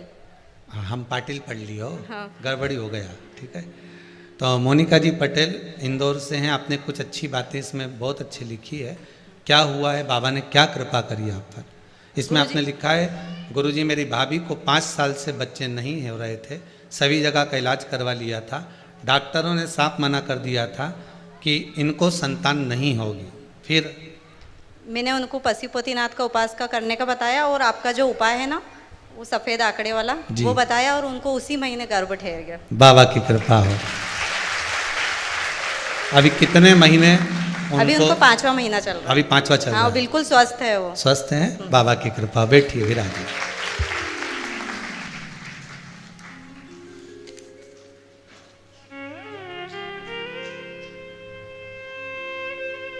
देखिए, विनीता जी अग्रवाल कोई देपालपुर से आई हैं, गौतमपुरा जिला इंदौर। कहाँ बैठी हैं? आप ही हैं? माइक दीजिए जरा।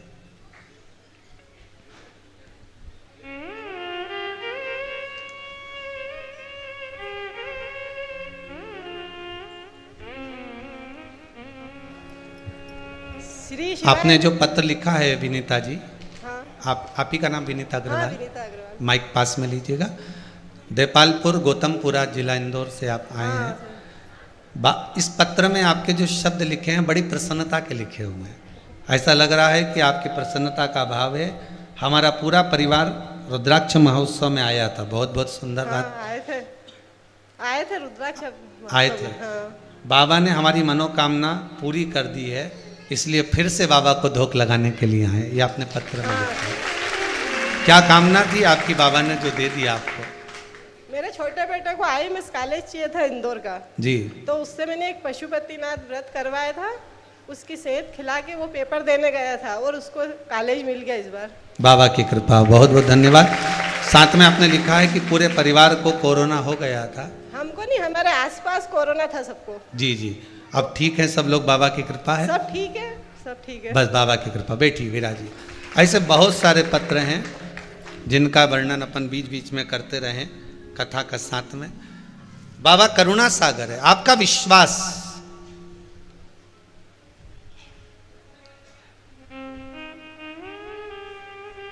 इन हाथों से हमने जो धर्म करा है, इन हाथों से हमने जो पुण्य करा है, इन हाथों से हमने जो सत्कर्म करा है, इन नयनों से हमने जो दर्शन करा है, इस मुख से जो हमने पंचाक्षर मंत्र, द्वादशाक्षर मंत्र जो भी हमने जपा है, नमः शिवाय बोला, चाहे ओम नमो भगवते वासुदेवाय बोला, शरीर के द्वारा हमने जो पुण्य कर्म करा है, सत्कर्म करा है, दान करा, पुण्य करा, सत्कर्म करा, भजन करा, कीर्तन करा, उसका फल कहीं ना कहीं मिलता जरूर। चंडी देवी की आराधना धनेश्वर ने करी थी और धनेश्वर को कह दिया था 21वें दिन सामने जो पेड़ लगा है, सामने जो वृक्ष लगा है आम का, उस आम के वृक्ष में एक फल लगेगा, उस फल को तोड़ लेना। ये कल की कथा में कहा था, उसको तोड़कर तेरी पत्नी को खिला देना। धनेश्वर उस फल को लेने के लिए गया था, बार बार चढ़ रहा था, बार बार गिर रहा था, फिर चढ़ रहा था, फिर गिर रहा था, पर वो फल उस धनेश्वर ब्राह्मण के हाथ में नहीं आया।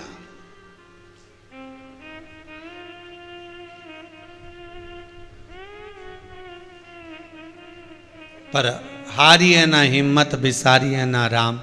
आप अपना अगर कर्म कर रहे हो तो चिंता मत करना, कर्म करने में लगे रहना, पीछा मत छोड़ना। अगर आप कर्म कर रहे हो तो ये विश्वास मानकर चलिएगा कि आपका कार्य सफल हो ही जाएगा। आपका विश्वास मानकर चलिएगा कि आपका कार्य होगा ही। कर्म कर रहे हो तो फल जरूर मिलेगा।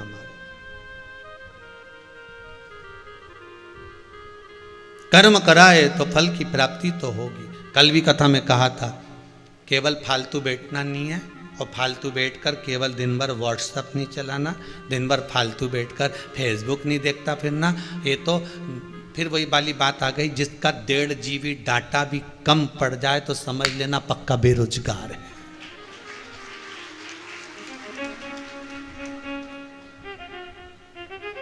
पक्का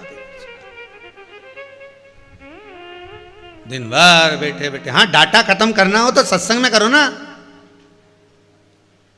3 घंटे की कथा आती है, सारा डाटा बचा के रखूंगा, कथा में श्रवण करूंगा। 11 बजे से 2 बजे तक कथा आएगी तो ऑनलाइन मुझे कथा देखना है। घर पर नहीं देख सकता तो क्या हुआ, दुकान में देख लूंगा, सर्विस में देख लूंगा, नौकरी में देख लूंगा, कहीं ना कहीं उस डाटा का प्रयोग करूंगा। जैसे सारा डाटा बचाकर तुमने भगवान शंकर की कथा में लगा दिया, यूट्यूब पर, फेसबुक पर तुम शिव महापुराण की कथा सुन रहे हो, तो भगवान भी तो सारी दुनिया का डाटा बचाकर तेरी किस्मत में देगा। जब तू बचाकर उनको दे रहा है तो वो भी तो बचाकर तुझे कुछ देगा कि नहीं देगा।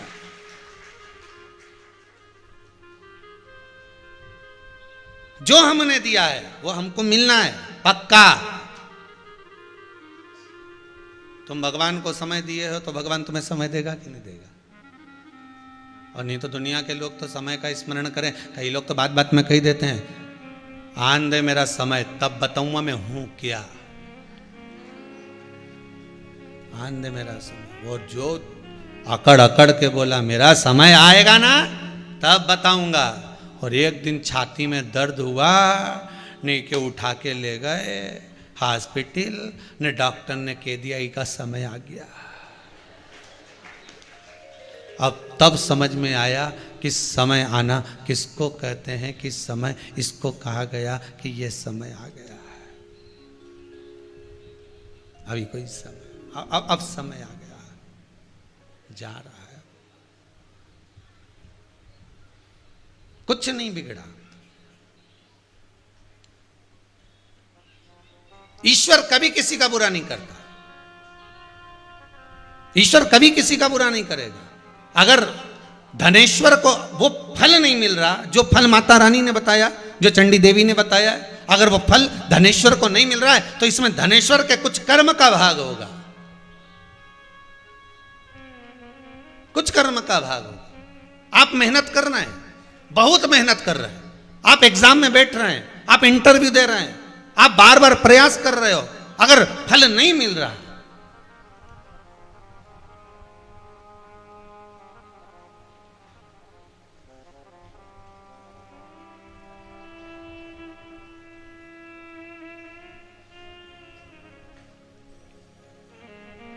एक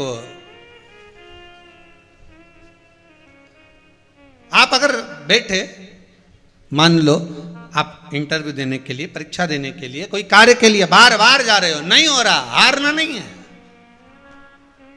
हो सकता है हमारा कहीं का थोड़ा सा बुरा कर्म होगा जिसके कारणवश हम सफलता की ओर नहीं बढ़ रहे, पर विश्वास तो है ना भोलेनाथ जी पर, विश्वास तो है ना कुबेर भंडारी पर, विश्वास तो है ना मेरे शंभू पर, मेरे महाकाल राजा, मेरे विश्वनाथ पर। अगर भरोसा दृढ़ है,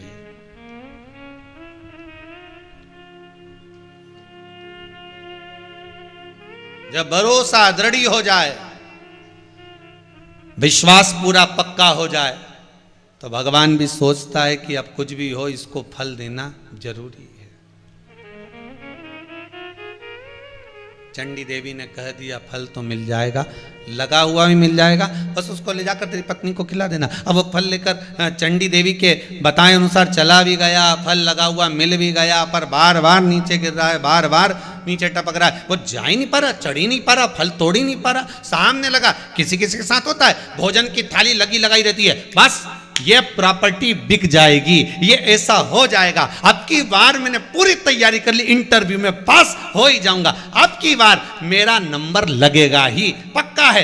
एकदम भोजन की थाली लगी लगाई, गुलाब जामुन, पेड़ा, भजिया, पकोड़ा, दही बड़ा, इमरती, और अब की बार तो रसगुल्ला भी धरा था, पूरी थाली तैयार थी, सामने आ भी गई। इतनी देर में काका जी आ गया, पूरी थाली उठा के ऊके देना पड़ा।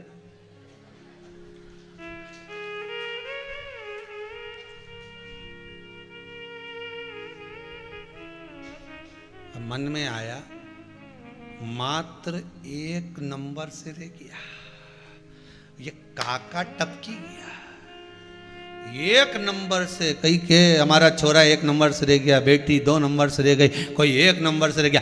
कारण क्या है? थाली तो तैयार थी, रसगुल्ला भी आ गया था, गुलाब जामुन भी आ गई, इमरती, भजिया, पकोड़ा सब तैयार ने, बहुत जोरदार लगी, एकदम जोरदार तैयार।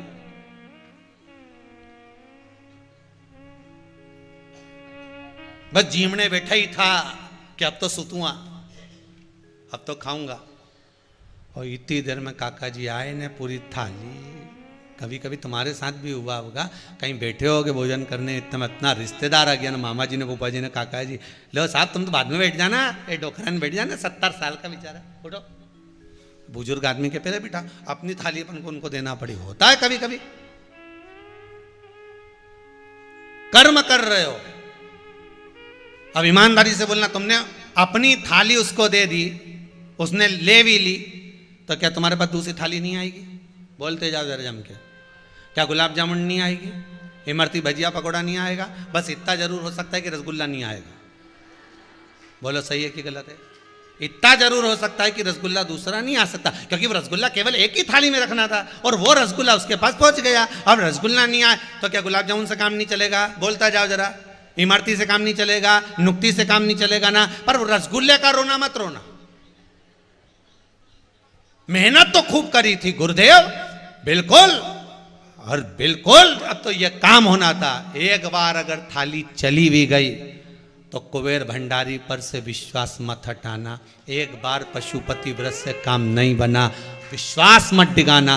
थाली आएगी, भले रसगुल्ला नहीं आए, और गुलाब जामुन, इमरती, जलेबी तो तेरे सामने थाली तो वो लाकर रखेगा। उसका नाम ही कुबेर भंडारी है, जो भंडार भरता रहे। कोई साधारण हो सकता है? उसका नाम विश्वनाथ, महाकाल राजा, अकाल मृत्यु वो मरे जो काम करे चंडाल का, काल उसका क्या बिगाड़े जो भक्त हो महाकाल का। शंकर के उपासक हो तो भय मत लेना, शंकर के उपासक हो तो डरना मती। थाली जाए, जाने दो, आएगा, लगेगी, आएगी।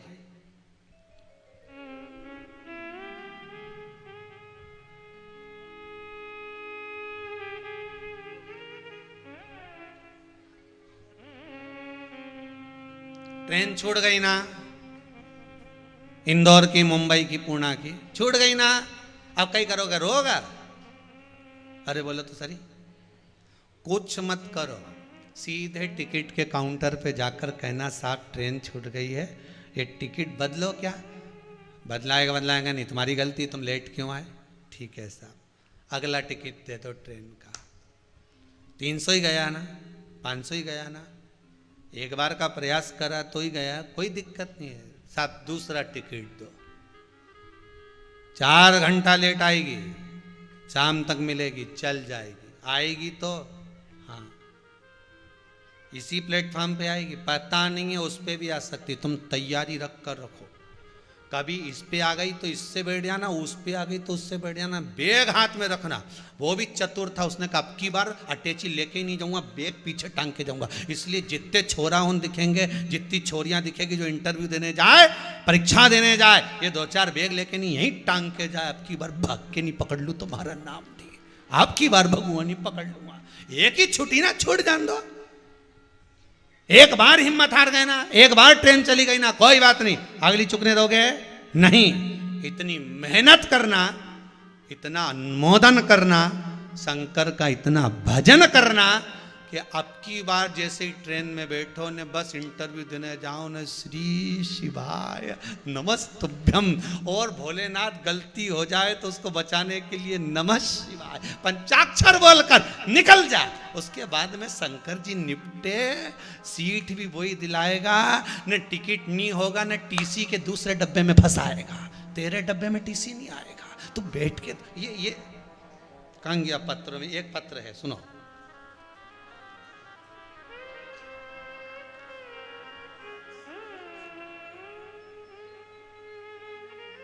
चलो, चंद्रशेखर जी शर्मा भरतपुर राजस्थान से आए। कहाँ पर हैं जरा खड़े हो जाइए, धन्यवाद। आपने लिखा है महाराज जी 17 तारीख को मैंने अपनी टिकट कराई थी, लेकिन 49 नंबर की वेटिंग थी। मैंने क्या हुआ जरा आगे का वो बताएंगे, उनको माइक दो जरा। देखो बहुत सुंदर बात कही, टिकट की बात आई तो टिकट का पत्र याद आ गया, ऐसे याद आ जाए ना टिकट का पत्र, देव जरा।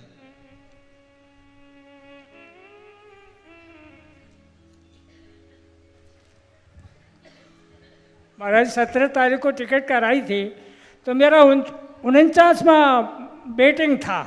मैंने कहा अब कैसे भी करे, मैं मरूँ या करूँ, कैसे भी करूँ, मैं गाड़ी में लौटते पीटते चला जाऊंगा।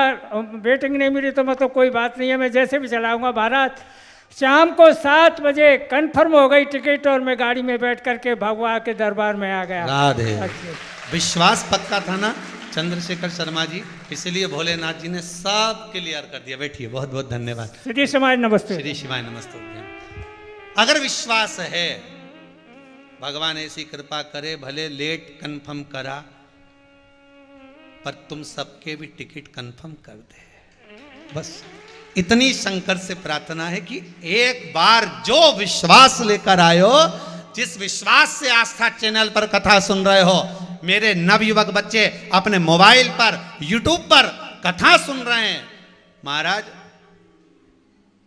सारा जितने भी जगत के चैनल हैं सारे चिंता में पड़े हुए हैं कि YouTube पर 40-40, 45-45, 50-50 हजार लोग लाइव कथा सुन रहे हैं आस्था चैनल पर आने के बाद भी। ये नवयुवक टीम जो लगी है, लगे भगवान से प्रार्थना है, अगर बाबा ने कृपा कर दी तो तुम्हारा कंफर्म पक्का है। जब हमारे शर्मा जी का पक्का हो सकता है, भरतपुर वाले जो आए हैं, तो बाबा क्यों ना करेगा। उस पर विश्वास रखना, बस विश्वास मत डिगने देना। अगर भरोसा नहीं टिकेगा ना तो ये पक्का है। दुनिया के लोग कहेंगे आपसे, अरे कहाँ चक्कर में पड़े हो, कहाँ शंकर जी का भजन करना, कहाँ शिव जी को लोटा भर के पानी चढ़ाना, वो शिवर वाला महाराज तो पगला है, उन्हें तो अकल ही नहीं है, कभी काली मिर्ची चढ़वा देता है। अरे भैया, काली मिर्ची चढ़ाई विद्येश्वर संहिता के श्लोक संख्या 57 नंबर को पढ़ोगे तो उसमें लिखा हुआ है कि काली मिर्ची शंकर को चढ़ाने से शत्रुओं का नाश होता है, कार्य की सिद्धि होती है, लक्ष्मी की प्राप्ति होती है। पढ़ोगे तो मिलेगा ना।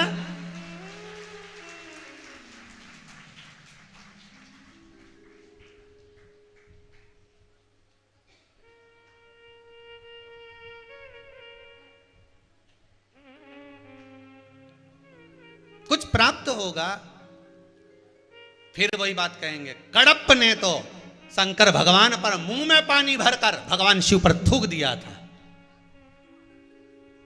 नहीं था कुछ तो मांस का भोग लगा दिया था। पंडित जी ने उन शंकर जी को पिंजरे में बंद कर दिया था, ना जाने कौन मांस पटक कर जाता है। पिंजरे की एक टान, जैसे मिट्ठू का पिंजरा होता है, तोते का पिंजरा होता है, उसकी एक टान टूट गई और शंकर के शिवलिंग को लग गई। शिवलिंग में से रक्त बहने लगा। कड़प को लगा आज मेरे भगवान की आंख फूट गई। अब शिवलिंग में उसको आंख नजर आ रही थी, जरा देखिए, मेरे भोलेनाथ जी की एक आंख टूट गई, आंख फूट गई तो रक्त निकल रहा है, मैं क्या करूं? अब मैंने किसी के प्रवचन में नहीं सुना कि क्या करना चाहिए, पर मेरी मां ने कहा था कि कोई अंग अगर बेकार हो जाता है उसकी जगह पर वही चीज दूसरी लगाई जाती है। यहां की चमड़ी बेकार हो गई तो जंघा की चमड़ी निकाल कर लगा दी जाती है। उस कड़प को याद था, उसने कहा मेरे शिव को अगर शंकर की आंख फूट गई है, चली गई है, समाप्त हो गई है, तो कड़प ने कहा मैं अपनी आंख निकाल कर लगाऊंगा। उसने त्रिशूल उठाया, अपनी आंख निकाली, शंकर को लगा दी। यहां तो शिव को आंख लगाना थी, शंकर प्रकट होकर उसको आंख वापस प्रदान कर दी, वापस नेत्र दे दिए। अपने पास कुछ नहीं रखता वो, तुमने जो दिया उसको वापस दे देता है। इसीलिए तो हर किसी से कथा भी नहीं करवाता वो। पैसा उसी का खर्च मेरा भोलेनाथ अपने ऊपर करवाता है जिसको वापस देना है। नहीं तो दुनिया में ऐसे ऐसे करोड़पति पड़े हुए हैं जो मन में अभिलाषा लेके बैठे हैं, हम भी कथा कराएंगे, हम भी कथा कराएंगे, बस ये हो जाए हम कराएंगे, ये हो जाए हम कराएंगे। भगवान उनकी कथा ही नहीं होने देता, और पक्की हो भी जाए तो कैंसिल हो जाती है। क्यों? भगवान कह रहा अगर इसने 500 रुपए खर्च करे तो मुझे 1000 इसको लिफाफा में देना पड़ेगा। इसलिए इसके 500 मेरे ऊपर खर्च ही नहीं करवाना, इसकी तो गलत जगह लगा दो, नहीं का छोरा गया ने लगाया यार। लगाना थे भोलेनाथ जी के टीके में, वो लगाया ठेके में।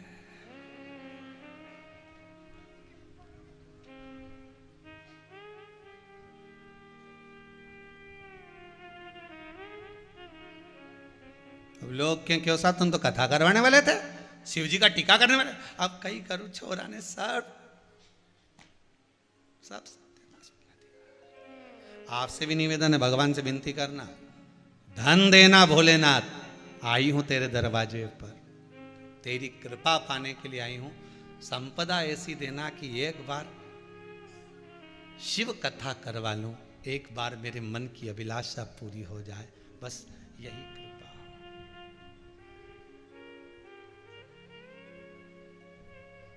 बस यही कृपा।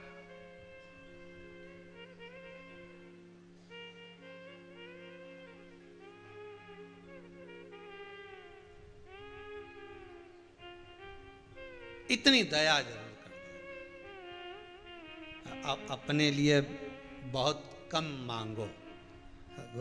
वो कहते हैं ना, हमने देखा है वो कौन बनेगा करोड़पति, उसमें जितने सामने सीट पे बैठे रहते हैं उनसे पूछो तो क्या मैं मेरी मम्मी के लिए मकान बनाऊंगा ना, मैं ये करूँगा ना, मैं मेरे लिए ये करूँगा ना, मैं उसके लिए ये करूँगा ना, मेरी बहन के लिए ये करूँगा, मैं हमारा जीजा के लिए ये करूँगा ना, भाई के लिए ये करूँगा। एक के मुंडा से नहीं निकला कि एक बार शिव पुराण की कथा करूँगा।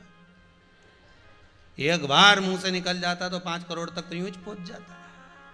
भगवान को भी लगता ना कि मेरे चक्कर में करने बैठा है, मेरे चक्कर में हर सीट पे बैठा है, मेरे चक्कर। शिव का अनुमोदन करो।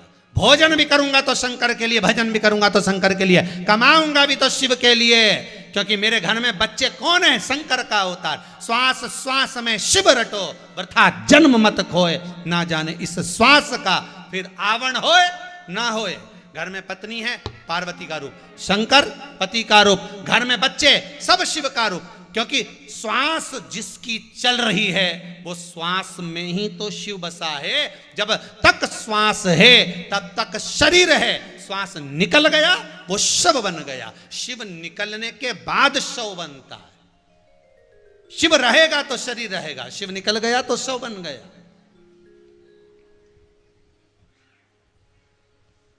अरे इनके चक्कर में मत पड़ना, संसार वालों के चक्कर में, परिवार और संसार के चक्कर में पड़ोगे कुछ नहीं होगा।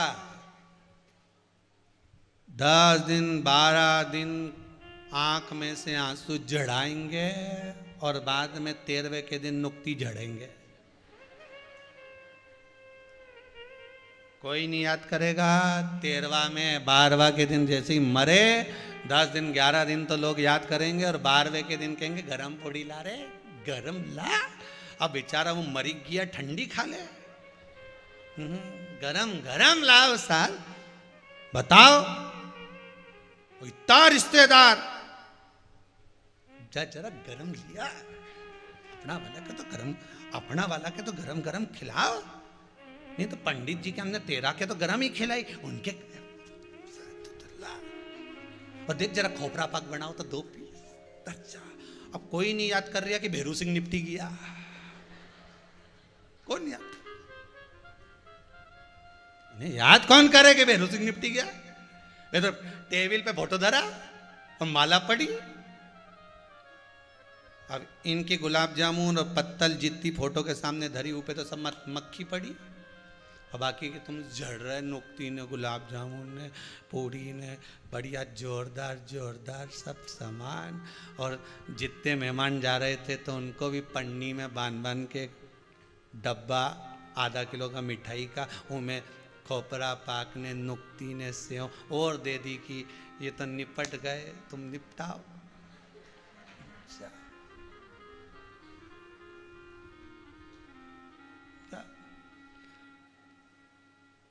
अब बोलो इसके बाद भी तेरा तेरा दिन याद करे, क्यों रे मन सुमिरन क्यों नहीं करे।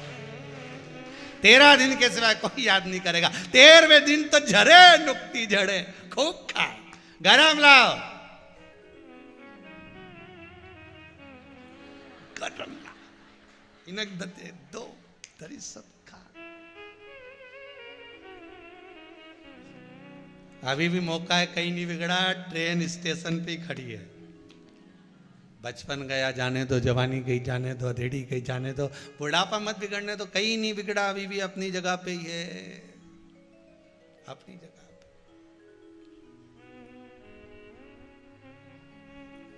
काया कितनी भी सुंदर होगी, एक दिन बुढ़ापा आएगा तो झुर्री तो पड़ेगी। जब सियोर वाला महाराज का ही उड़ी गया तो तुम्हारा कहीं बचने वाला। बोलो तो ईमानदारी की बात, दूसरे की क्या बोले, अपन तो अपनी बोलो नहीं। उदाहरण भी दो तो अपना दो, दूसरे का कहीं काग दो, कहीं करो उदाहरण दूसरे का देगा। काया कितनी भी सुंदर हो, एक दिन बुढ़ापा आते आते यूं लटकी जाए। चाहे बादाम खा लो, चाहे काजू खा लो, चाहे कितने फेरन लवली लगा लो, सब जुर्रा। और कितना भी ताकतवर हो, अरे साहब वो बिल्डर बॉडी, वो कि मेरी बॉडी ऐसी और मैंने कईयों को पछाड़ दिया, मेरी दम क्या देखी तूने? अभी तुमने देखा क्या? मैं अच्छा अच्छा दमदार उनके भी देखा ना, बेचारा खाक में पड़े, उनके भी 4 लोग तो के ले जा रहे हैं, राम नाम सत्य कह रहा है। तो क्या कौन मर गया? क्या पहलवान साहब मर गए? तो क्या इतना पहलवान था तो काय को मारा, दूसरे के मार देता? नहीं साहब, पहलवान साहब निपट गए। क्या कहां का पहलवान था? 50 कुश्ती लड़ी, स्टेज पे आता था नहीं तो ऐसा तेल में लगा ही नहीं, सो ऐसे बॉडी सॉडी दिखाए, कई पहलवान था। तो क्या कहां गया? तो इतना पहलवान के फिर लेके कौन जा रहा है? कि मोहल्ला का 4-5 उठाई, राम नाम सत्य के। अब इतना बड़ा पहलवान खुद चले जाता शमशान तक। बोलो कुछ गया? अच्छे से अच्छे दमदार की भी दमदारी निकल जाती है, कितनी भी सुंदर काया हो माटी मिल जाती है। पर मरने के बाद भी अगर कुछ रह जाता है तो आपकी अच्छाई कभी नहीं मरती, वो हमेशा परमानेंट रह जाती, वो कभी नहीं मरती। आपका अच्छा कर्म, आपका भजन, आपका कीर्तन, आपका स्मरण, आपका मंत्र जाप, आपका नाम जाप, आप जो शंकर का भजन कर रहे हो, श्री शिवाय नमस्तुभ्यम जप रहे हो, नमः शिवाय पंचाक्षर मंत्र जप रहे हो, ये कोई नहीं ले जा सकता, ये तो तुम्हारा रहेगा। भले तुम चले भी गए ना तो लोग कह देंगे साहब बहुत भजन करती थी रे, मोहल्ला की 4-5 माताओं को बिठा के ढोलक पीट पीट के खूब भजन गाती थी, हो इतना जोरदार भजन गाती थी, और ने कहीं की झगड़ा कर कर के मर जाए नहीं तो लोग क्या अच्छा है। पूरा मोहल्ला के नीचे। दादा भगवान से प्रार्थना है, आपके तो भेज दी थी हमारा कॉलोनी में, स्कीम नंबर 71 में, 72 में, 74 में, अब की बात इसको भेज दी तो 76 में, पर हमारे यहां मत भेजना भगवान। रख लो। या कहीं की 71 वाली बैठी हो तो बुरा मत मान जा रही हो। अब इसका करे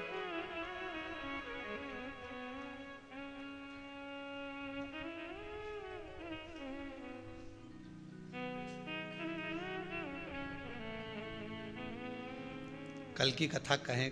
कल जो लोग यहाँ रुके होंगे उनको मालूम होगा, शाम को 5-6 बजे बड़वानी का लोग आए थे कथा लेने के लिए, अध्यक्ष वगैरह। तो वो कथा सुना रहे थे कि हमारा क्षेत्र का लोग जब कथा सुनने बैठे गुरुजी, और वो माइक की आवाज़ जब तक तेज रहनी तो हमारी अम्मा उन सब पलंग पे रहे, और जैसे ही माइक की आवाज़ थोड़ी भी कम हो तो अम्मा उचक के तुरंत टीवी के पास बैठ जा। हमारा छोरा और उनकी वीडियो बनाए। कथा का रसतत्व ग्रहण करना आनंद, फल मिलेगा जरूर, इंतजार करना, भगवान पर विश्वास रखना। धनेश्वर ने उस फल को पाने के लिए सदगुरु की शरण ली। गुरुदेव, माताजी ने कहा था 21वें दिन फल मिलेगा, मेरे को फल मिल गया, सामने लगा भी है, पर मैं खा नहीं पा रहा हूं, मैं लेकर आ नहीं पा रहा हूं, मैं चढ़ता हूं, गिर जाता हूं, बार बार प्रयास कर रहा हूं पर नहीं मिल रहा। जब बार बार प्रयास करने के बाद थाली खसक जाए, भोजन ना मिल पाए, कोई काम ना हो पाए, तब सदगुरु के पास जाना।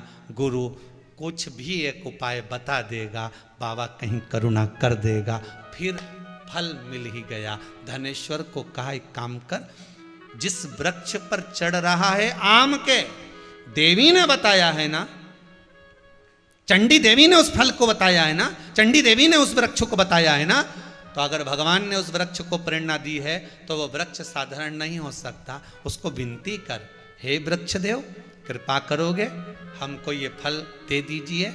माता की आराधना करना, कुल देवी देवता का स्मरण कर कर, प्रणाम कर कर उस वृक्ष को दंडवत करना।